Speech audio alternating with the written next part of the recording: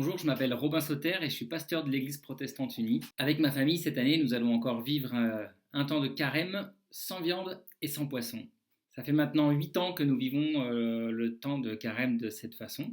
Alors au début, c'était un petit peu bizarre parce que c'était la première fois qu'on avait des pratiques alimentaires liées à notre foi, ce qui n'était pas l'habitude dans nos familles réciproques. Donc au début, on a eu un petit peu de mal à l'expliquer à, à nos familles et même à notre Église, à notre famille spirituelle aussi.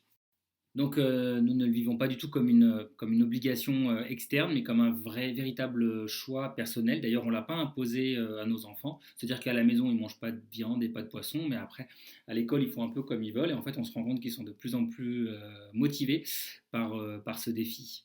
Le lien avec les enjeux écologiques est évident parce qu'il s'agit de soigner aussi bien son environnement en mangeant beaucoup moins de viande au final que de soigner sa propre santé. Donc c'est à la fois une écologie intérieure et une écologie extérieure. Pour ce qui est des habitudes alimentaires, finalement ça a fait pas mal évoluer notre manière de faire de la cuisine.